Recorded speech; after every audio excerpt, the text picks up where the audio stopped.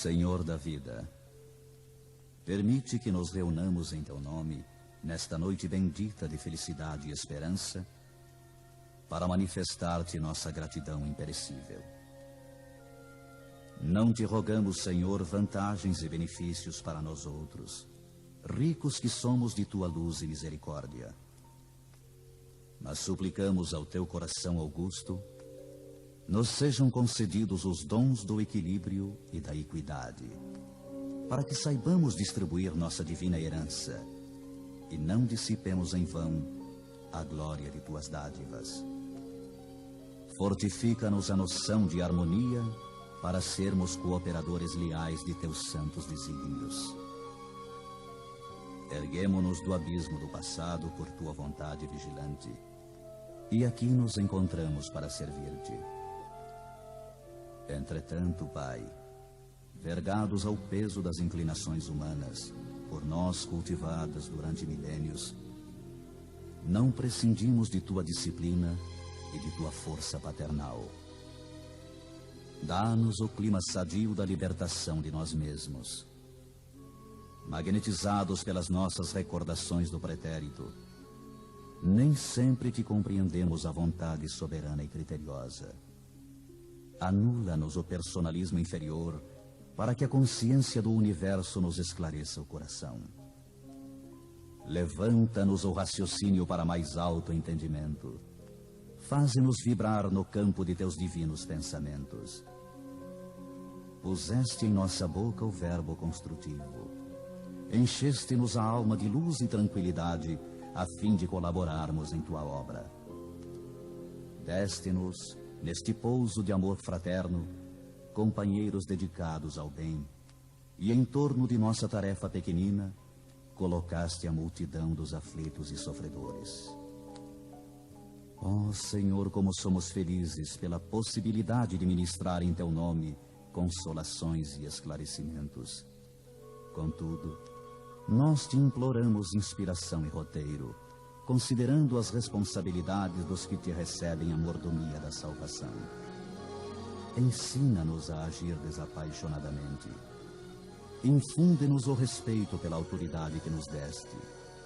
Ajuda-nos a desprender a mente das criações individuais, para que te sentamos mais de perto no esforço coletivo da elevação comum. E toda vez que nossos atos traduzam interferência indébita do livre-arbítrio na execução de Tuas leis, repreende-nos severamente, para que não persistamos no desvio impensado. Somos Teus filhos frágeis e confiantes. Todas as Tuas resoluções a nosso respeito são excelentes e belas. Concede-nos, pois, bastante visão, de modo a enxergarmos nossa aventura em Teus desígnios, sejam quais forem. Somos servos humildes de Tua sabedoria gloriosa. Neste celeiro de paz consoladora, recebemos através de 1000 recursos diferentes a Tua presença indireta, com a qual são atendidos os que choram e padecem. Ó Pai compassivo, que felicidade maior que esta, a de espalhar com nosso Senhor Jesus Cristo as Tuas bênçãos redentoras e carinhosas. Que escola mais rica, além da que se localiza nesta casa, onde aprendemos jubilosos a exercer o dom sublime de dar, dilatando-nos a alegria, estimulando-nos a coragem, santificando-nos a esperança, Tu permites ainda, Senhor, que possamos atender ao coração interessado em lenir e confortar espíritos queridos que se perderam de nossa companhia no curso incessante do tempo. De alma voltada para a Tua magnanimidade, endereçamos-te reconhecimento sem termo. Sê louvado por todos os milênios dos milênios. Sê glorificado por todos os seres da criação. Teus servidores nesta casa de edificação agradecem-te as oportunidades preciosas de trabalho e esperam a continuidade de Tuas bênçãos. Que a Tua infinita luz seja refletida em todo o universo infinito. Assim seja.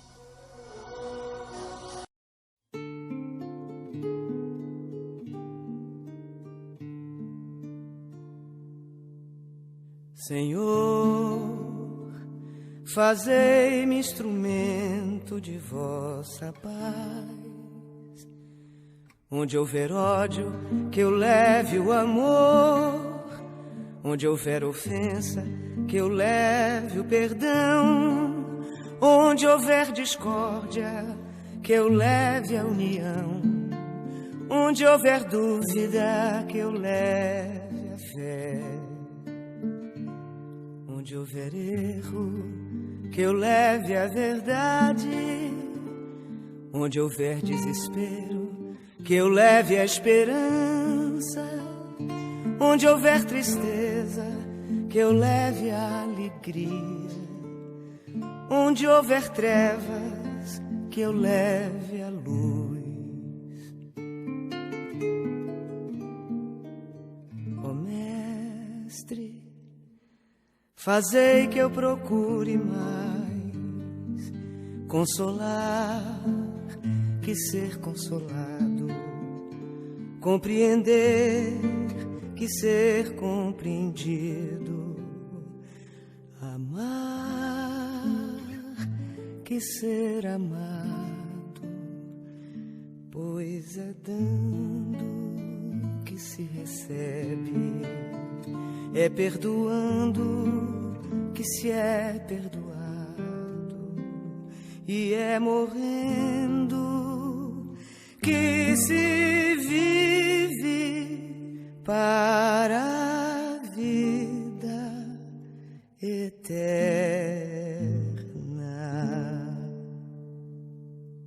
Por inteiro. Iniciamos a nossa fala pela questão 944 do Livro dos Espíritos, em que lá eles nos asseveram de maneira grave que o suicídio voluntário é uma grave transgressão à lei de Deus. Parecendo estranhar essa expressão suicídio voluntário, como talvez nós estranhemos nesse momento, Kardec indagava se não seriam todos os suicídios voluntários, se não seriam todos os suicídios desencadeados por ato da nossa própria vontade, de posse do nosso livre-arbítrio. Ao que os espíritos responderam com um exemplo bem simples, ao dizer: o louco que se mata não sabe o que faz. De início, então, nós percebemos que a responsabilidade em torno desse terrível ato chamado suicídio será diretamente proporcional ao grau de lucidez e também da intenção. Essa palavra será decisiva para definirmos o suicídio de quem comete o ato. Existem, portanto, determinados atenuantes para o suicídio.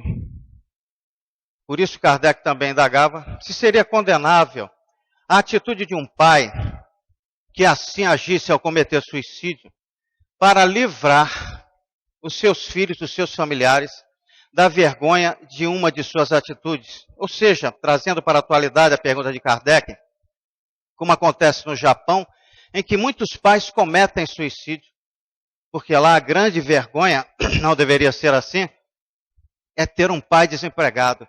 Ou seja, pais que cometem suicídio para que não envergonhem os seus filhos e dizerem que tem um pai desempregado em casa. Ao que Kardec, então, respondeu que a intenção, mais uma vez a palavra intenção, atenua a falta. Nem por isso, entretanto, deixa de haver falta. Kardec perguntava também, em seguida, se seria culpável, condenável, colocar a vida em risco, sem uma finalidade útil, por uma imprudência qualquer. Ao que responderam os espíritos, que se não havia a intenção, novamente a palavra, nem a consciência positiva de estar fazendo mal a si mesmo, então não há culpa, não haveria então suicídio. Exemplificando essa pergunta de Kardec, poderíamos citar os chamados esportes radicais, em que alguém se arrisca a própria vida para se divertir. Como, por exemplo, bungee jump, amarra-se uma corda elástica no tornozelo, a pessoa se lança de uma determinada altura, e a diversão é quando a corda volta e a pessoa também. Mas aconteceu e tem acontecido que a corda se rompa. Isso é suicídio? Não. Porque a intenção foi meramente a diversão. Conclusão, o que caracteriza o suicídio, na verdade, não é o ato em si, mas a intenção com que se comete o ato, e nós vamos desenvolver esse pensamento durante a nossa fala dessa noite. Há casos ainda em que, ao se tirar a própria vida, não se estará cometendo suicídio, mas um ato meritório. Por exemplo, na questão 951, do Livro dos Espíritos, lá eles nos diziam que se alguém oferece a sua vida para salvar a de outrem, ou de uma coletividade, nesse caso não se configura suicídio, é um ato meritório, um ato de caridade e heroísmo, desde que, abram aspas, a intenção seja pura, desde que, em outras palavras, por trás daquele ato de pretenso heroísmo, não se esconda um desejo de tirar a própria vida. Vejam bem a sutileza. Não se esconda um desgosto pela vida. Em agosto do ano 2000, os jornais da Índia noticiavam a morte de uma jovem de nome Chetna, na região de Bhavnagar, na Índia, que havia se lançado nas águas profundas e, diga-se passagem, sujas do rio Ganges, julgando que assim estaria atraindo a atenção dos deuses, são mais de 2.500 deuses na Índia, para que eles, assim pensava ela, pudessem evitar que novos terremotos assolassem a pequena vila onde ela residia. Ou seja, a jovem Chetna tinha prazer em viver, era uma jovem feliz, sacrificou a si mesma para salvar o seu povo. Não se configuraria suicídio. Assim também na Índia, durante muito tempo, se ouviu falar no costume chamado sati. Antes de descrever o que seja esse costume, vamos compreender um pouco o que seja a vida da mulher e também da viúva na Índia. Quando nasce uma mulher na família, o pai já começa a se preocupar extremamente, porque sabe que terá, durante a vida inteira, de reservar alguns recursos para formar o dote. Antigamente, na sociedade hebraica, era o homem que desposava a jovem que dava o dote. Na sociedade indiana, o pai arrecada todo esse dinheiro com muito sacrifício, porque esse costume é mais nas sociedades das castas inferiores, para oferecer a filha e também o dote a quem quiser se casar com ela. Quando a jovem fica viúva, os pais não a querem de volta. Os familiares do marido, muito menos, porque ela poderá reivindicar a sua fortuna. E a viuvez na Índia é um mau agouro, razão pela qual as viúvas na Índia passam por grandes penúrias, sendo que pedir esmolas, o mínimo para se alimentar, durante o resto das suas vidas. Pois bem, o sati, durante muito tempo, e ainda acontece na atualidade, foi utilizado da seguinte maneira: por morte do marido, na pira cinerária, onde o seu corpo era consumido pelas chamas, a mulher era, por força das tradições e até pela própria família, quase que obrigada a se lançar também nas chamas, onde já ardia o corpo do marido, para que o seu também fosse consumido pelo fogo. Na questão 955 tem o Livro dos Espíritos, citando exatamente esse costume na Índia. Curiosamente, os Espíritos dizem que aí não se configura suicídio, porque essas viúvas agiram muito mais por força do que pela vontade, julgando que estavam cumprindo um dever.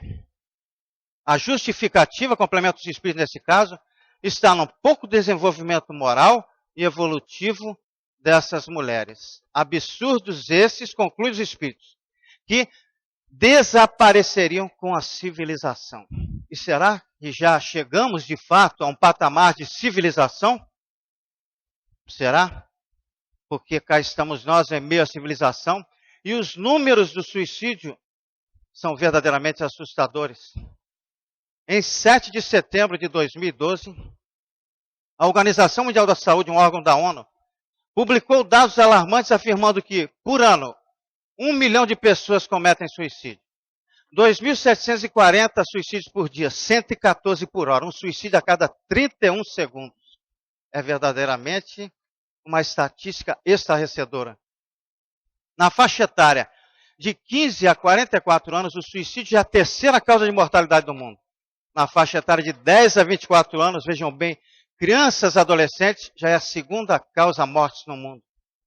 Nos Estados Unidos, são 82 suicídios por dia. No Japão, 95.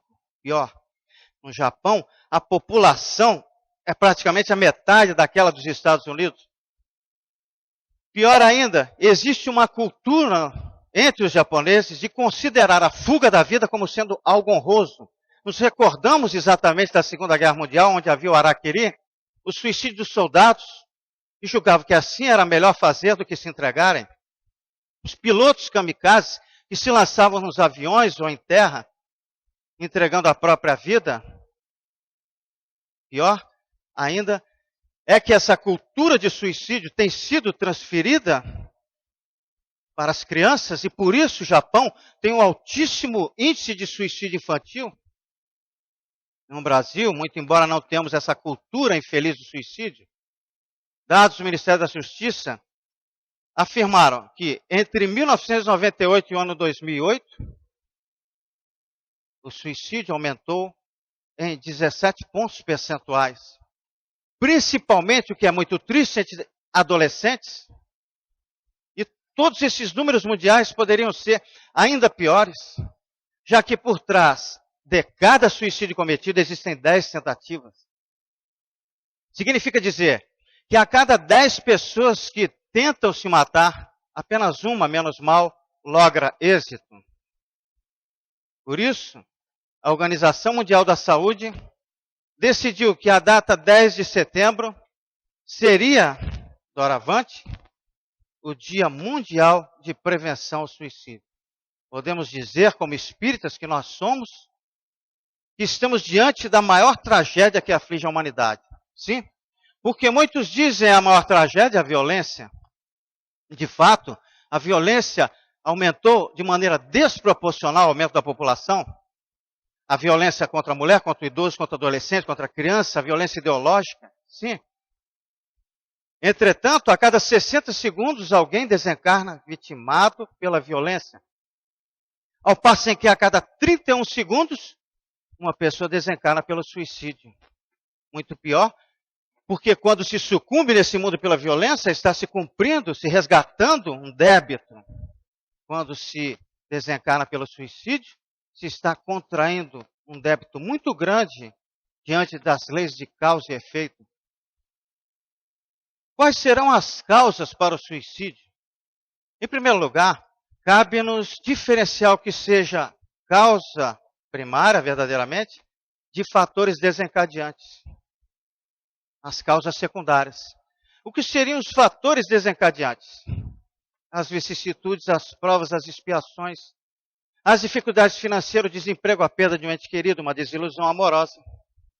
Fatores desencadeantes. Uma doença mental também, alguém dirá, entretanto, é bom lembrar que dentre essas pessoas que cometem suicídio, somente de 10 a 15% apresentaram em algum momento de suas vidas um histórico de desequilíbrio psíquico, mental. O que prova que a maioria dos suicídios cometidos são voluntários no dizer dos espíritos. Ou seja, suicídio voluntário desencadeado com total conhecimento de causa, com raciocínio, até com planejamento. Nos países onde o inverno é muito rigoroso, as baixas temperaturas são consideradas fatores desencadeantes para o suicídio, em decorrência da chamada depressão sazonal, ou depressão de inverno, que causa uma tristeza profunda em decorrência da ausência da luz e do calor do sol. Mas vejam bem, não são todas as pessoas que residem em países frios, que estão desempregadas, que têm dificuldades financeiras, que tiveram uma desilusão amorosa, ou perderam um ente querido, que cometem suicídio. O que prova que, na realidade, as causas efetivas para o suicídio estão dentro de cada um de nós mesmos, na forma das nossas insuficiências espirituais. Por essa razão, Kardec indagava, na questão 943 do Livro dos Espíritos, qual seria a razão para o desgosto pela vida, que tão comumente ocupava os corações humanos, sem causas aparentes plausíveis. Ao que os Espíritos responderam: ociosidade, que costumeiramente leva ao tédio, saciedade e ausência de fé. Vamos tentar analisar particularmente essas causas. A ociosidade. Ociosidade começa pela mente. Já se costuma dizer, mente vazia, oficina do maligno, não é verdade? O dito popular. Mas alguém aqui consegue manter a sua mente vazia? Não. Normalmente, quando deixamos de preencher as nossas mentes com valores mentais positivos, os negativos tomam conta. Porque ninguém consegue manter a mente vazia. Estamos sempre pensando, penso logo existo, disse-nos o filósofo. Portanto, o pensamento é muito célere. E se mantemos as nossas vibrações mentais em queda, efetivamente, das nossas mentes se ocuparão aqueles desencarnados para nos intuir ao flagelo das intuições menos dignas, notadamente, para nos conduzir ao desgosto pela vida.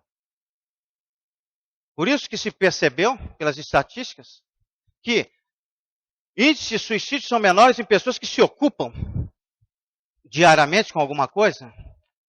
É preciso se ocupar mentalmente.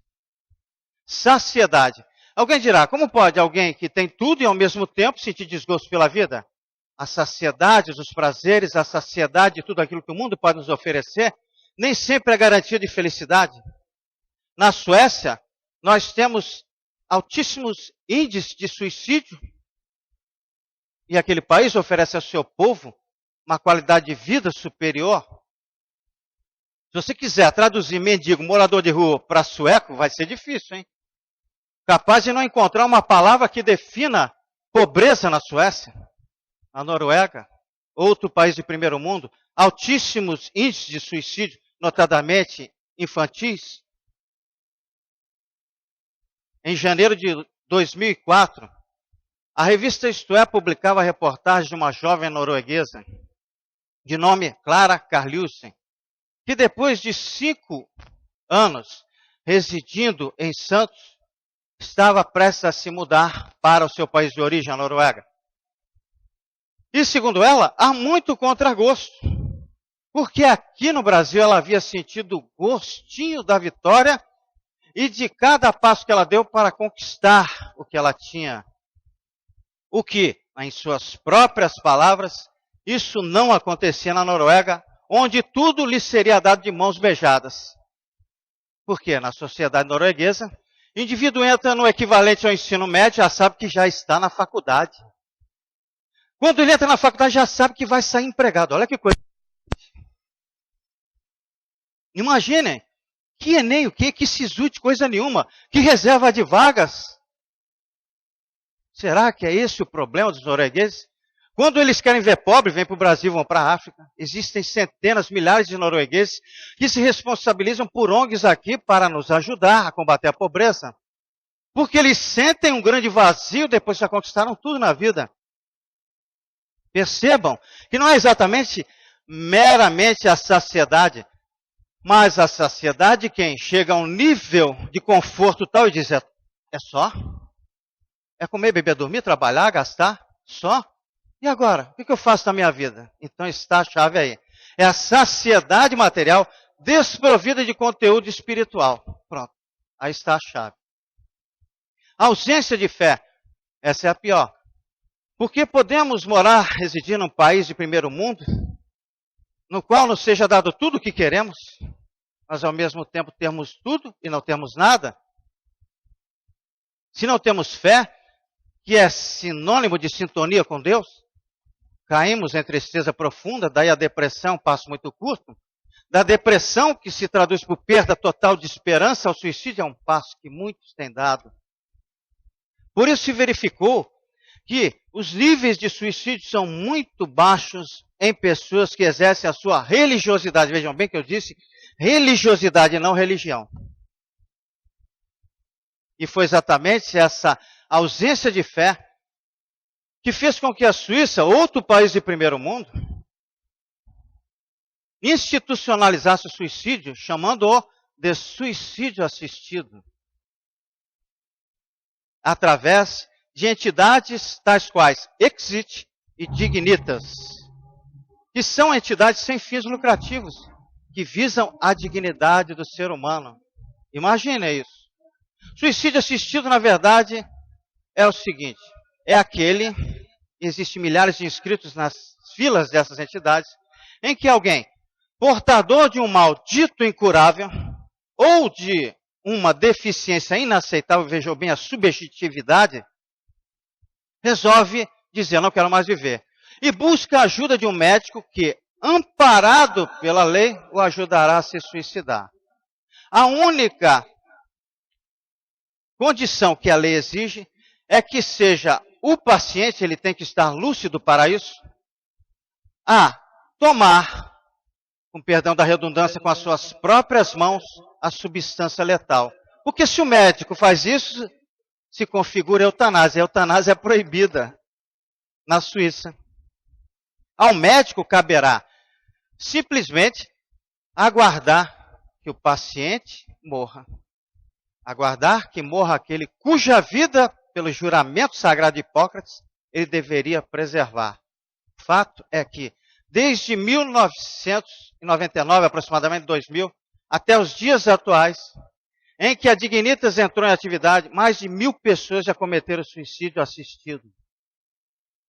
Inclusive, pessoas dos países vizinhos, que vão até a Suíça para se matarem, no que ficou conhecido como turismo suicida. Prestem bem atenção nisso. Assim foi com o casal Eduard e Joan. Eduard, portador do mal de Alzheimer, 84 anos. Joan, sua esposa, portadora do câncer generalizado, 74 anos.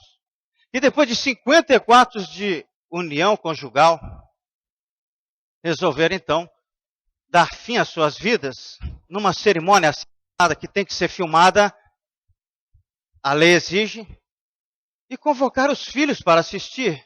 Prestem bem atenção no que seja isso. Os filhos levaram as suas câmeras fotográficas, levaram as suas filmadoras. O casal deu-se as mãos, ingeriram a substância letal. No final, os filhos disseram, puxa, nossos pais morreram como viveram, de maneira digna. É lamentável, não é mesmo? Como lamentáveis também são as consequências do suicídio no plano espiritual.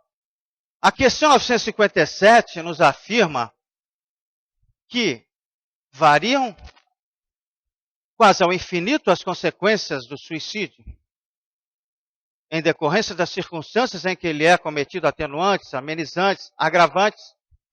Mas existe uma consequência que é comum a todo tipo de suicídio, que é o desapontamento, a frustração. Porque o que deseja o espírito que comete suicídio? Se livrar dos seus males, do seu sofrimento físico ou moral. E de repente ele se vê com toda a textura da vida, com todas as sensações da vida, do outro lado dimensional da palavra, e com seus problemas agravados. Então ele se sente extremamente desapontado, porque não poderia destruir aquilo que Deus criou, que é o espírito que ele é. O que se dá então é um prolongamento da perturbação do espírito em decorrência da interrupção brusca e extemporânea da vida. Razão pela qual ele poderá sentir as mais variadas sensações angustiantes. Esse estado deverá durar, de maneira geral, muito embora ele dure alguns poucos meses, é muito relativo, nos diz os espíritos, o tempo que o espírito ainda tinha a cumprir na Terra, por questões de planejamento, quando cometeu o ato.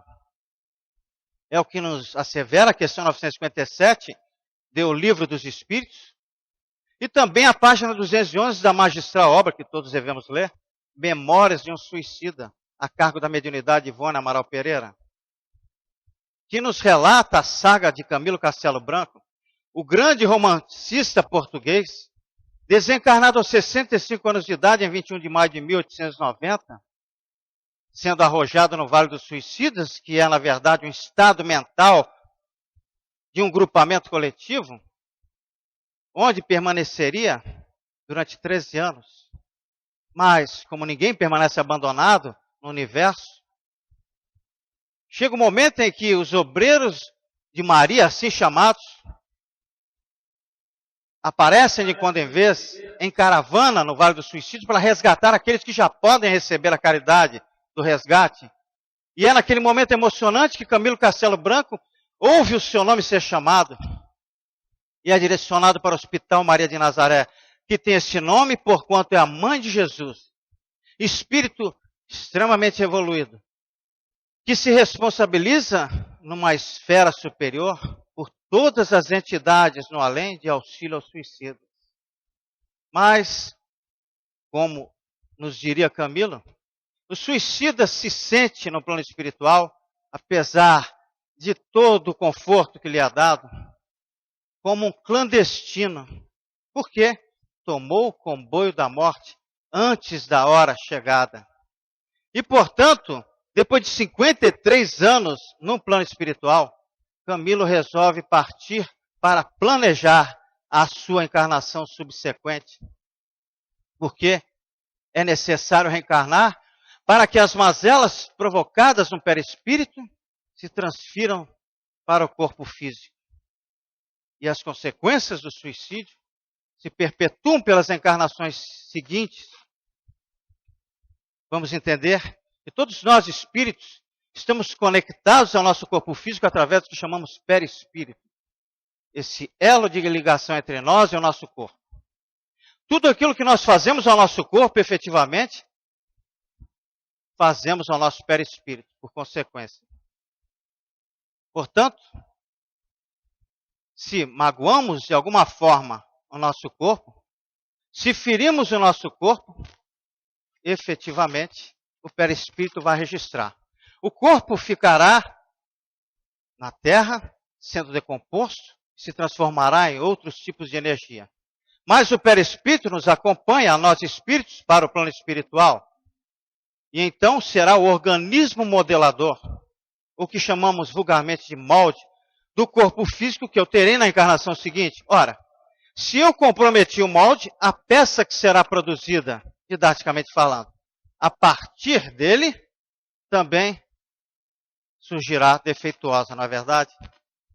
Por isso Emmanuel nos fala, através de Chico Xavier, que os esquizofrênicos são os conhecidos por loucos, popularmente, esquizofrenia nas suas várias modalidades, paranoide, hebefrênica, catatônica ou simples, são aqueles que, numa encarnação imediatamente anterior, assassinaram e em seguida cometeram suicídio. As crianças especiais, essas que têm graves comprometimentos físicos, porque o espírito é inteligente, mas encontram um corpo que não lhe permite a manifestação da inteligência, são aquelas que, de maneira geral, segundo Emmanuel, lançaram-se de grandes alturas, esfacelando o molde na área cerebral. Então renascem com graves impedimentos em todo o corpo, porque o cérebro comanda todo o corpo. Aqueles que se suicidam pelo enforcamento, segundo Emmanuel, quando há um enforcamento, há rompimento da coluna vertebral, fragilidade também, no molde naquela região, renascem tetraplégicos ou paraplégicos. Nem todos os tetraplégicos e paraplégicos são suicidas, prestem bem atenção, mas de uma maneira geral. Ou então eles poderão adquirir, segundo Emmanuel, a tetraplegia ou a paraplegia, depois de uma simples queda. E aí nós entendemos que a fragilidade já está instalada na região correspondente à coluna vertebral. Por isso que nós compreendemos agora pessoas que caem de 10 andares, batem no fio, no carro, depois de 30 dias estão em casa. Outras caem de uma montaria, caem da escada e ficam tetraplégicas, porque havia uma fragilidade decorrente de vida anterior. Por afogamento, quando alguém se lança em águas profundas, com a intenção de se afogar, os pulmões se enchem de água, ele poderá renascer com graves complicações no trato respiratório. E se alguém me perguntar, e se ele desencarnar por acidente afogado? Vejam bem, a situação é a mesma. Entretanto, a intenção é que diferencia o suicídio. A mesma imagem, os pulmões se enchem de água, o corpo no mar, na água, mas foi a intenção que produziu o defeito no perispírito. Mas existe um outro tipo de suicídio, ainda mais grave, segundo a questão 952 do Livro dos Espíritos, que é aquele em que o ser humano se entrega aos mais variados desvarios, às mais variadas paixões, durante toda a vida. Principalmente quando tem consciência disso. Nesse caso, afirma os Espíritos, ele é mais culpável do que aquele que cometeu suicídio num ato de desespero, porque ele teve a vida inteira para pensar no que estava fazendo. É quando o ser humano se entrega aos mais variados desregramentos físicos e morais. São os processos autodestrutivos crônicos durante toda uma vida. E esses processos autodestrutivos crônicos têm duas fontes, basicamente. De dentro para fora, de fora para dentro. De fora para dentro, de que maneira? Através das substâncias que ingerimos. O álcool, por exemplo, que é a pior droga que existe, porque ela é lícita. Já vi muita gente dizendo, como a música contempla, na verdade, eu bebo sim, estou vivendo, tem gente que não bebe, está morrendo. É um grande sofisma. Você bebe sim, está resistindo, o seu corpo é forte, mas o seu perispírito está registrando. Depois você vai renascer com graves complicações, notadamente na área renal, nos dizem os espíritos, hepática, cardíaca. Diz-nos André Luiz que muitos desses que engrossam as fileiras da hemodiálise detonaram seus rins pelo excesso de álcool. O fumo, todas as vezes que se fuma, todo mundo sabe disso, quem fuma hoje em dia sabe o que está fazendo. Não vamos dizer aqui não fume, um discurso dispensável. As toxinas que detonam, essa é a palavra, os pulmões de quem fuma. Ah, mas meu avô fumava o seu cigarrinho de palha todos os dias, viveu 90 anos. Mas o perispírito está registrando. Renasce então com graves problemas pulmonares, propensos, fragilidades pulmonares. Já repararam como tem pessoas que têm uma grande fragilidade para ficarem gripadas, porque vão várias vidas, tuberculose, pneumonias com facilidade? Não quer dizer que todos sejam suicidas, por favor.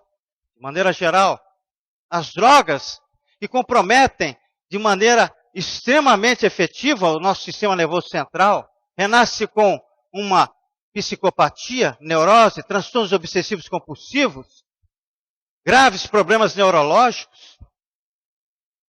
Enfim, mas alguém costuma dizer, olha que coisa horrível como ele bebe, olha como ele fuma, coisa horrível como ele se droga, mas não olha como eu como.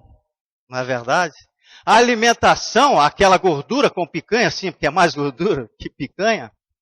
A alimentação desregrada em qualidade e quantidade repreensível são também desencadeantes de um suicídio lento e gradual. Mas também alguém dirá, eu não como quase nada. Como uma folhinha de alface, um pedacinho de tomate. Não me drogo, nem pensar. Não bebo álcool, não fumo. Mas tem uma agressividade terrível. Aí são os fatores de dentro para fora. A agressividade, nos diz André Luiz na obra Evolução em Dois Mundos, é o grande fator desencadeante de doenças terríveis, diz-nos ele, André Luiz, através de Chico Xavier e Valdo Vieira. Todas as vezes que nos desequilibramos, ou conduzimos alguém ao desequilíbrio pela palavra, pela atitude, estamos ali naquele momento, pela cólera, pelo desequilíbrio, abrindo um vasto campo favorável à manifestação de vírus, bacilos e bactérias que já estão no ambiente, que já estão em legiões no nosso corpo, mas que passam a agir de maneira desequilibrada, levando-nos aos mais graves padecimentos. adoecemos pela agressividade e pela ansiedade. É o mal dos nossos tempos, não é verdade? A velocidade com que somos impelidos naturalmente a fazer as coisas no dia a dia. Como somos ansiosos, eu falo por mim pessoalmente, mas o mundo nos provoca para que sejamos cada vez mais velozes em tudo que fazemos. A globalização nos força cada vez mais uma velocidade, uma ansiedade.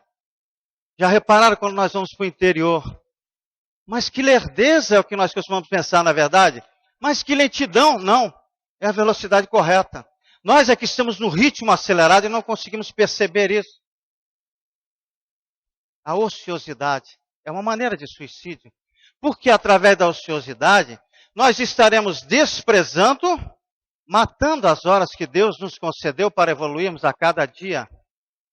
Ociosidade é uma espécie de suicídio. Sexualidade, de tudo aquilo que se abusa numa vida, há de se sentir falta na vida futura, a massificação da sexualidade.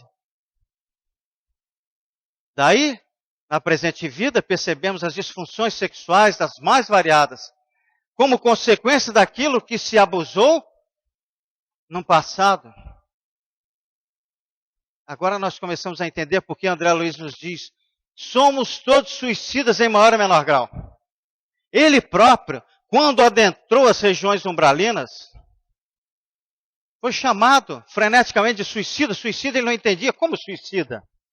Passei dias a fio na cama de um hospital lutando pela vida. Já na colônia espiritual de Nome Nosso Lar, dentre muitas que há, ficou sabendo que a pecha de suicida era devida, porque ele foi um suicida lento, gradual durante toda a sua vida, através do consumo de álcool, do fumo, dos rompantes de cólera, que acabaram por prejudicar extremamente os seus órgãos. Todos esses fatores contribuem para uma redução na vida útil do nosso corpo físico. Todos nós temos uma expectativa de permanência aqui na Terra. Na obra Memórias do Suicida, mais uma vez, página 366, há o exemplo de uma ficha cadastral de um espírito que havia reencarnado. Seu nome,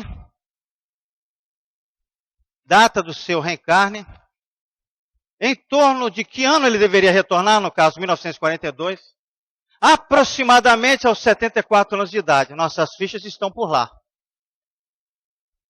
Não são decisivas, por quê? Já repararam como nós costumamos dizer, meu veículo físico é um veículo de fato.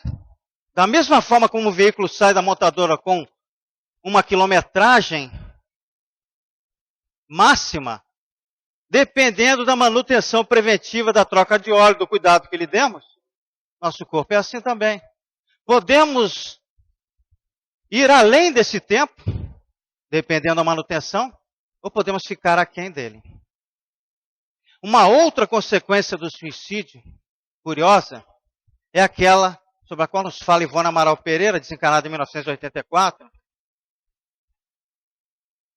da seguinte maneira, quando alguém comete o suicídio, em torno dos 30 anos aproximadamente, nas vidas sucessivas, mais forte na primeira vida subsequente, quando ele atingir aproximadamente essa faixa etária, 30 anos, ele sentirá uma terrível vontade de repetir o ato, é a repercussão magnética.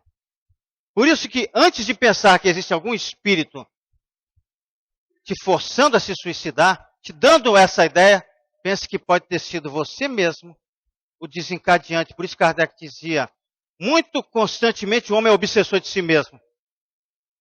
Será uma grande prova a qual ele deverá resistir. Aquela depressão que acontecerá na sua vida, sem causa aparente, numa determinada idade. Aí está o teste, o fator, que ele poderá vencer sem dúvida alguma. Na obra Mães, para que fiquemos atentos aos processos de depressão das crianças, a obra intitulada As Vidas de Chico Xavier, nós temos um exemplo muito interessante, muito trágico, mas é um grande alerta, de uma mãe que vai até Chico Xavier dizendo: Chico, por favor, me ajude, porque meu filho nasceu cego, surdo e mudo e sem os braços. Agora, uma doença se instalou no seu corpo, nas suas pernas, mais precisamente. Eu o levei aos médicos e eles me disseram que terão que amputá-las. Me ajude, Chico, o que eu faço? E Chico coçava a cabeça, tentando uma solução para aquela mulher. E Emmanuel não aparece, Chico começa a falar palavras de conforto, até que Emmanuel surge lhe dizendo: Chico, preste bem atenção. Esse espírito, nas últimas 10 encarnações, cometeu suicídio. A repercussão magnética. Antes de reencarnar para essa atual vida, ele lhe pediu que lhe fossem retiradas todas as possibilidades de mais uma vez cometer suicídio. Agora que ele tem 5 anos de idade, prestem bem atenção nisso. 5 anos de idade, ele procura um abismo, um rio para se jogar. Diga, Chico, que tarefa árdua para Chico, hein? Que infelizmente as pernas do seu filho dessa senhora, serão amputadas em seu benefício. Então fiquemos atentos aos processos de depressão infantil. Aquilo que nós chamamos às vezes uma hiperatividade pode ser uma tendência suicida. Ficar atentos, não custa nada. Prevenir é melhor do que remediar. Uma outra consequência do suicídio são as chamadas mortes prematuras, que tanto magoam as mães, os parentes, enfim, que ficam, não é verdade? A questão 199 nos diz que a morte de um espírito em tenra idade, ou seja, na infância, pode ser o cumprimento de um tempo que o espírito deixou de cumprir numa vida precedente quando cometeu o ato. Por exemplo, se ele tinha ainda 8 anos a cumprir, em vista do seu planejamento na vida, ele retorna, cumpre os 8 anos e desencarna. Provação para ele, provação evidentemente para os pais que estarão imersos nesse compromisso. E se alguém aparecer diante de nós com uma tendência ao suicídio, nunca diga: isso é besteira, para com isso, você não tem o direito de ficar deprimido. Nunca diga isso para alguém. É o que de pior se pode fazer, diminuir o sofrimento de alguém. E tampouco não diga: se ele disse que vai se matar é porque ele não quer. É só para chamar a atenção, conversa. Porque de 10 pessoas que disseram eu vou me matar, que anteciparam a morte, 80% cumpriram o ato. Quando então alguém disser: eu quero me matar, acredite, sente-se aqui, vamos conversar um pouco. É o que faz o Centro de Valorização da Vida, esse fantástico serviço voluntário, de pessoas que se propõem simplesmente a ouvir. É mais um monólogo do que um diálogo. Ouvir aqueles que no final do ano, nos momentos de solidão, de destempero, de desilusão, ligam e dizem: eu quero me matar, não aguento mais. Depois daquela conversa, daquele monólogo, já não querem mais tirar a vida. Porque encontraram do outro lado de alguém que, do outro lado da linha, alguém que se propusesse a prestar caridade de simplesmente ouvir. A doutrina espírita nos oferece efetivas terapias simples para debelar o desgosto pela vida, como essa reunião na qual estamos aqui presentes, que eu reputo como sendo a melhor reunião de desobsessão que existe, porque o indivíduo vem, tem a sua higienização mental feita, as reuniões de passe para energização do seu perispírito, água fluidificada dos seus órgãos internos, ou de uma terapia desobsessiva, porque pode haver influenciação negativa nesse sentido. Mas mesmo quando se concretiza o suicídio, há de se poder fazer, e muito por aqueles que partiram dessa maneira, através desse maravilhoso instrumento de conexão com Deus, de auxílio tão simples e tão eficaz chamado prece. Mas tem espíritas, companheiros espíritas, que têm medo de fazer orações para os suicidas, é verdade. No culto não lá, não, em casa não, porque eles podem vir e ficar. Pelo amor de Deus. Quando Deus admitiria que alguém, por orar por um suicida, fosse prejudicado? Quando Camilo Castelo Branco se encontrava no Vale dos Suicidas, naquele chão escorregadio e fétido, asfixiante, sequer um facho de luz, De repente ele sentia uma paz, uma calma impressionante. Até que, quando já recolhido no Hospital de Maria de Nazaré, ficou sabendo que aqueles momentos de paz e serenidade haviam sido desencadeados pelos discípulos de Kardec, que lhes enviavam vibrações de amor e de carinho em meio às preces. No final das reuniões doutrinárias se emocionava por isso. Não precisa saber o nome do suicida, de maneira alguma. A prece é a intenção do grupo.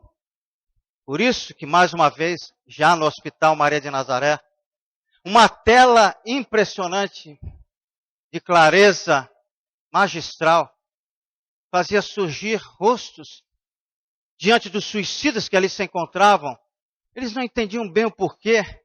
Receberam a resposta de que os rostos daquelas pessoas estavam surgindo ali porque elas estavam orando por eles, sem que nunca os houvesse conhecido.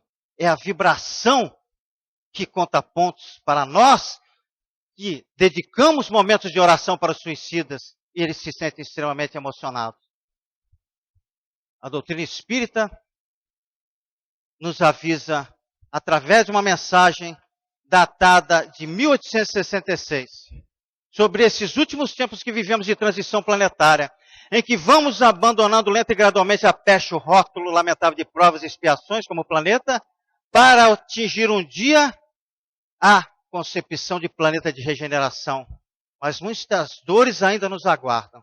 E lá naquela mensagem publicada em Obras Póstumas, que foi publicada em 1889, datada de 1866, eles nos diziam, os espíritos, de que um desses sinais dos tempos de transição seria exatamente um aumento estrondoso dos suicídios, que atingiria níveis jamais vistos, principalmente entre crianças. Não é a exata realidade que vivemos hoje? O Espiritismo, com doutrina consoladora que vem para, de maneira extremamente eficaz, nos ajudar a afastar da nossa tela mental toda e qualquer sugestão menos digna e infeliz do desgosto pela vida, do suicídio, tão logo se apresentem no nosso espírito, na nossa alma.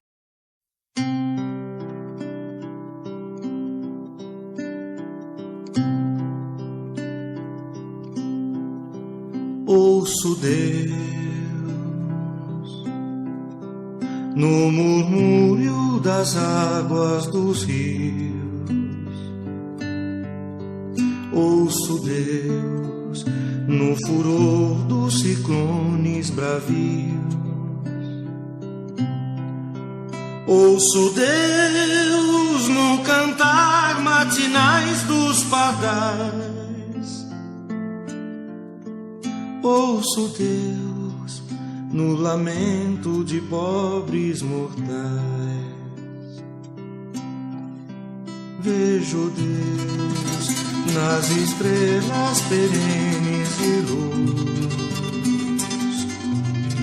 Vejo Deus no esplendor que a alvorada traduz. Vejo Deus no suave perfume da flor.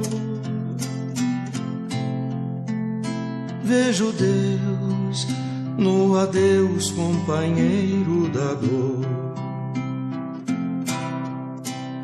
Sinto Deus na saudade que evoca a lembrança.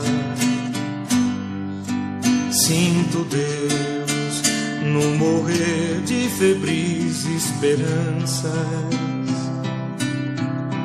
Sinto Deus na tristeza de ver-te partir. Sinto Deus na tua volta, irmão, a sorrir.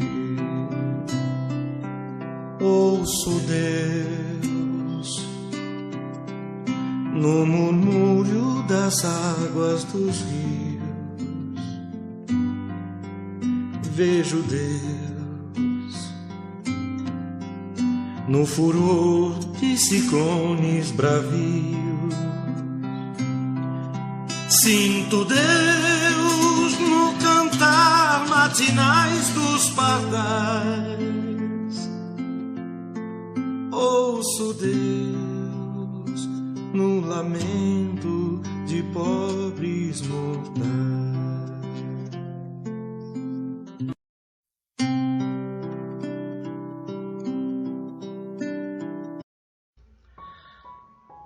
Passe de cura da alma.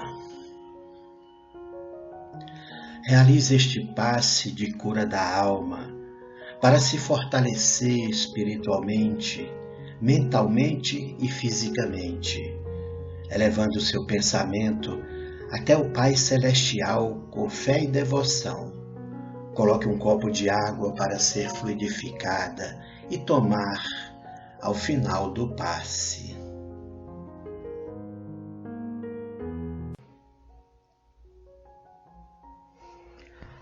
Seja bem-vindo ao nosso passe de cura espiritual.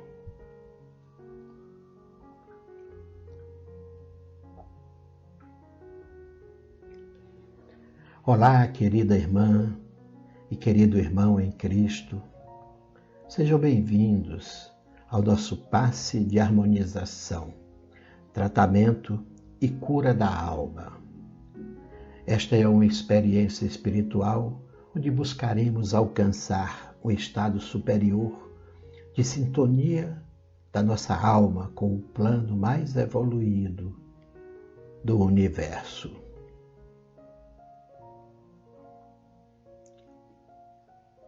Escolha um lugar tranquilo, sentado ou deitado, de forma serena e confortável, para uma meditação da alma.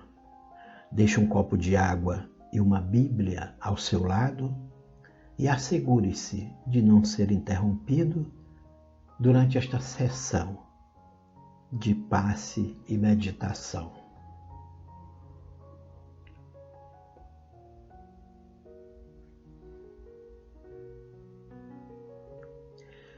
Deixe seu corpo relaxar, permita-se meditar, liberte-se dos pensamentos diários, livre-se das preocupações, concentre-se apenas neste momento.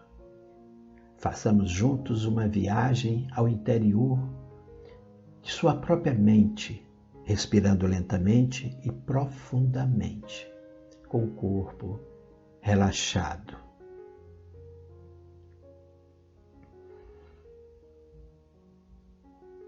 Neste momento, estará acompanhado dos espíritos de luz, missionários de Jesus Cristo que trazem energias de cura e luzes de fortalecimento. O passe vai ter início com a oração do Pai Nosso para a elevação do pensamento e sintonia com os guias espirituais.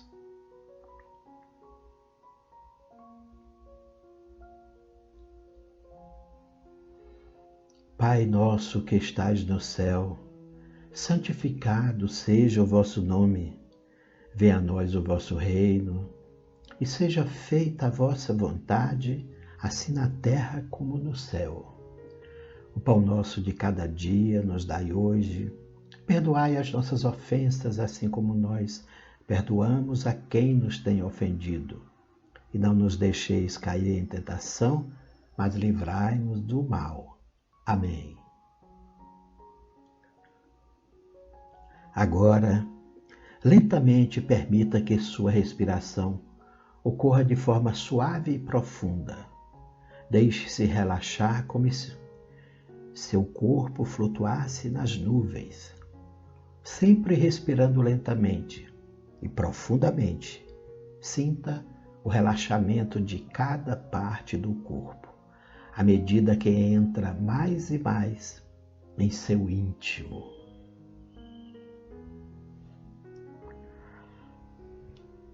Permita-se meditar, viajando internamente ao seu inconsciente, sentindo conforto e segurança, pois estará nas mãos dos guias espirituais e de seu anjo da guarda.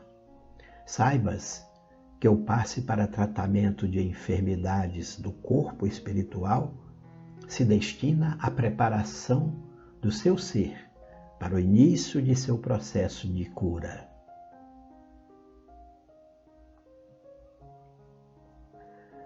Sabemos que a cura sempre ocorre de dentro para fora. Curando-se a alma, o corpo também receberá a cura. Sabemos que o processo que gera toda a enfermidade, todo o sofrimento, todo o desequilíbrio e toda perturbação inicia-se a partir da desarmonia da alma.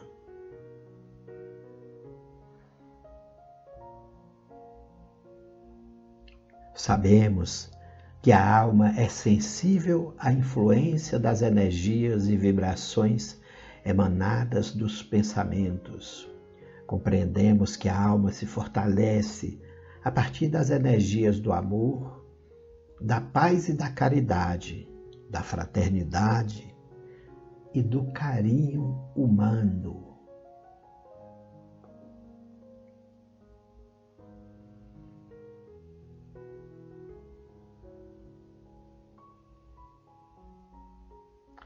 Mas também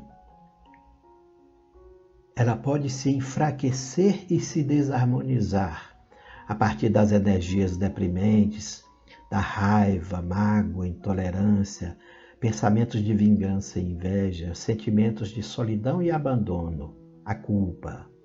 Por isso, façamos agora a limpeza espiritual, permitindo nesse momento que as energias emanadas dos anjos de Deus sejam removidas, pois elas estão instaladas no seu corpo espiritual.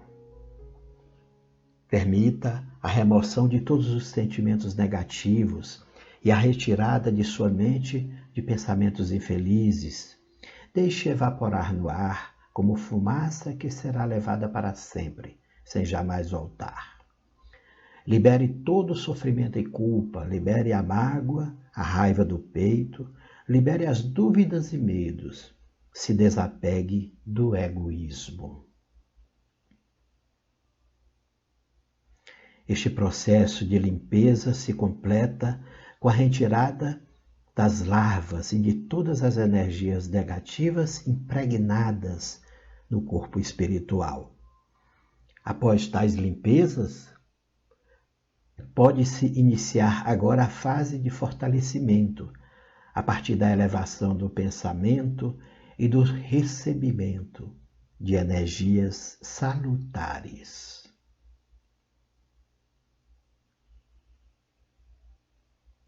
Sinta neste momento o recebimento de energias e vibrações em forma de amor puro, de compreensão e generosidade, da caridade e da felicidade. Sinta os raios provindos da espiritualidade de luz, penetrando gentilmente em todo o seu ser, fortalecendo e tonificando sua alma, equilibrando e harmonizando seu espírito, alegrando e trazendo bem-estar e segurança. Acompanhe agora a oração a Deus, nosso Pai, para agradecer este momento de louvor e bênçãos divina. Senhor Deus, Pai amado, entrego-me a Ti nesta hora em que recebo de Teus missionários a luz divina de fortalecimento e de cura.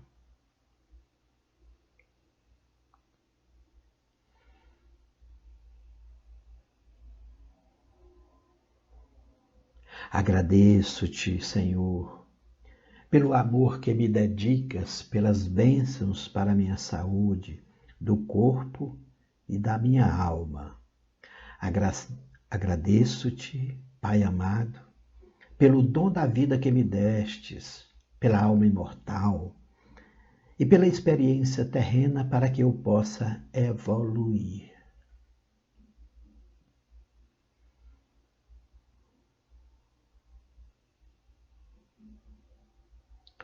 Agradeço-te pelas experiências felizes que me ajudam a sentir o belo e o bom da vida, e pelas experiências difíceis que me trazem lições e me auxiliam no fortalecimento através dos desafios e tribulações.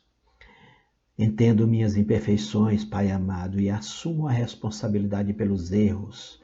E neste momento, Senhor, comprometo-me com a mudança pessoal para o meu melhoramento moral e espiritual. Prometo evoluir passo a passo, praticando o perdão e a tolerância, controlando meus impulsos infelizes e governando meus pensamentos deprimentes. Assumo o compromisso divino com o Senhor de praticar a caridade cristã, ajudando a quem necessita dentro de minhas condições e agindo com fraternidade e generosidade com o próximo. Prometo, Pai amado, valorizar de agora em diante a minha própria vida, através da autoestima e amor próprio, cuidando de minha saúde e de minha dignidade humana. Assumo o compromisso, Senhor Deus, de valorizar e proteger a natureza e respeitar todas as formas de vidas, plantas e animais que cruzarem o meu caminho, harmonizando-me com tua criação. Prometo, amado Criador, amar a Ti sobre todas as coisas, e de todo o coração e com todas as minhas forças, e amar meu próximo como a mim mesmo, para promover a paz e a harmonia no universo. E assim, amado Senhor, espero humildemente ser merecedor de Tuas bênçãos e de Teu amparo, nos momentos felizes e nos momentos difíceis. Por isso, agradeço profundamente as luzes e vibrações de energias divinas e salutares que me são entregues neste momento pelos Teus anjos e missionários de luz para o meu fortalecimento e cura espiritual. Recebo tais energias de cura de forma a me fortalecer, equilibrar e harmonizar comigo mesmo e com o universo, com as pessoas e com a natureza.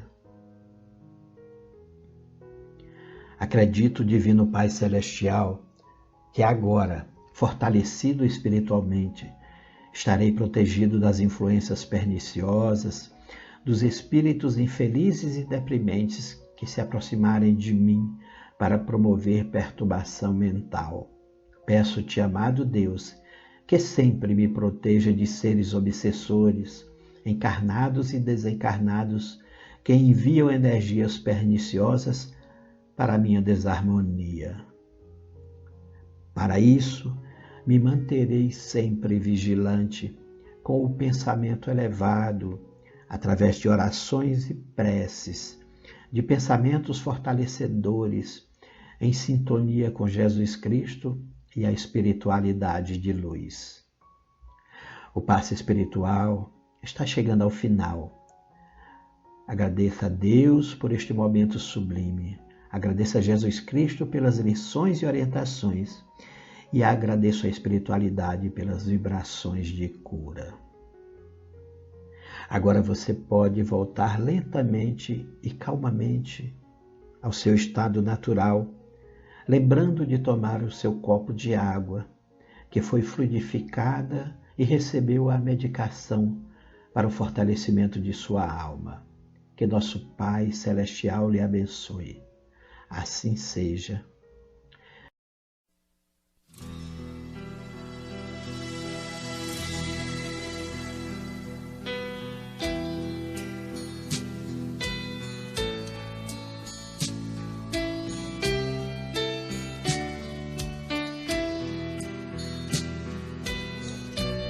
Pai, de infinita bondade, sustenta-nos o coração no caminho que nos assinalastes.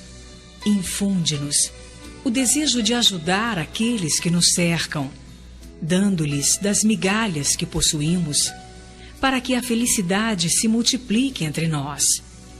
Dá-nos a força de lutar pela nossa própria regeneração, nos círculos de trabalho em que fomos situados por teus sábios desígnios. Auxilia-nos a conter as nossas próprias fraquezas, para que não venhamos cair nas trevas, vitimados pela violência. Pai, não deixais que a alegria nos enfraqueça, e nem permitas que a dor nos sufoque. Ensina-nos a reconhecer tua bondade em todos os acontecimentos e em todas as coisas. Nos dias de aflição, faze-nos contemplar tua luz através de nossas lágrimas, e nas horas de reconforto, auxilia-nos a estender tuas bênçãos com os nossos semelhantes. Dá-nos conformação no sofrimento, paciência no trabalho e socorro nas tarefas difíceis. Concede-nos, sobretudo, a graça de compreender a tua vontade, seja como for, onde estivermos, a fim de que saibamos servir em teu nome e para que sejamos filhos dignos de teu infinito amor. Assim seja.